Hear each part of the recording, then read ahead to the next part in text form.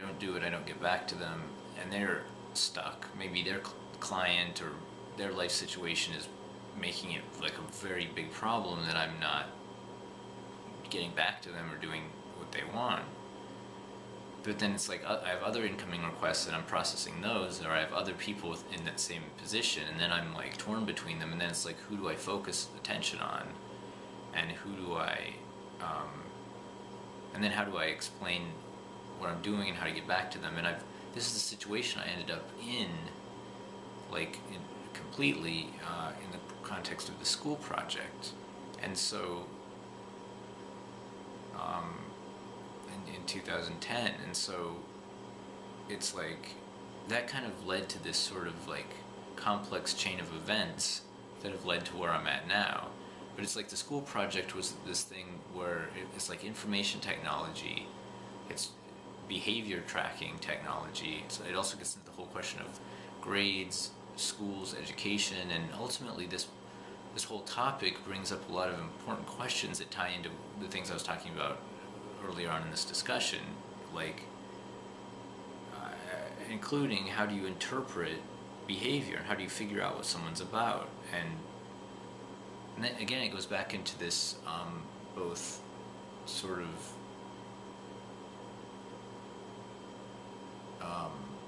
well, it goes back to this issue of trust on some level, of like, what can you trust in the world, in life, in other people, or just in reality. And I mean, that gets into this question that kind of bridges this sort of anthropological participant observation approach with this sort of Spy Kids question, where even though it's like the Spy Kids movies are not especially deep or whatever in how they treat this question. I mean, I'm really looking at it in terms of like you do have kids who grow up in very uncertain situations, and they have to figure out their parents. They have to figure out how they can trust in anyone. A lot of times, if they can trust in their parents or teachers. A lot of times trust is violated, has extreme violations of all kinds. And then it gets into the whole Magnolia question of what can you forgive and how do you navigate a situation, especially when survival could be at stake, where somebody could be dangerous, abusing you, untrustworthy, and a threat to your life, and yet you also are dependent upon them, and you're also trying to figure out how to even cope with the situation. Or, I mean, a kid could be in a situation of like, do they tell somebody about behavior or abuse, especially when they may know or even have to be involved in the decision process of, are they going to be taken away by social services or whatever. And then it gets into like how that whole situation works and how social services agencies interpret behavior and decide who they can trust in, whether they can trust leaving a child in a messed up situation or not. And there's uncertainty at work, and there's and then there are questions of responsibility, and it's like people grow up, and it's like these experiences affect how they interpret and whether they can trust other people. And it's like, I guess a good point of reference here is Suzanne Vega's song Bad Wisdom, which contains the lyric, "Now I'll never trust whoever gets elected." And I mean, it gets into this problem, and I think is, I mean, even beyond the question of like child abuse or like actually abuse of traumatic situations, in general in the world there's a lack of trust, and there's an increase in people experiencing and being exposed to kind of crossing the line in all these respects. And then it's like, along with all these messages in the media of anything goes, born this way, perfect, and all this stuff, it's like, well, how do you sort out what's appropriate? And I think the part and especially when you have messages where all kinds of different messages are saying various things are wrong or right or important or not important, or and then it's like it's mental overload to try to process through them, and it gets into this sort of calculus and trade-off of like that I'm dealing with, of this question of what do you put online, how do you engage in a level of transparency and present who you are on some level to the world, and yet also engage in some amount of selectivity. And of course it's like there are interest trade-offs, and they're just trade-offs over what are you going to put out there, how are people going to react to it. And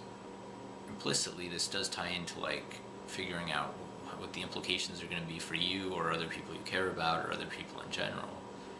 And it's like I don't think there's a book or a guide really to like bringing all these different questions together in a concise format. And I'm interested in exploring these questions in an ongoing way, and I'm forced to by circumstance.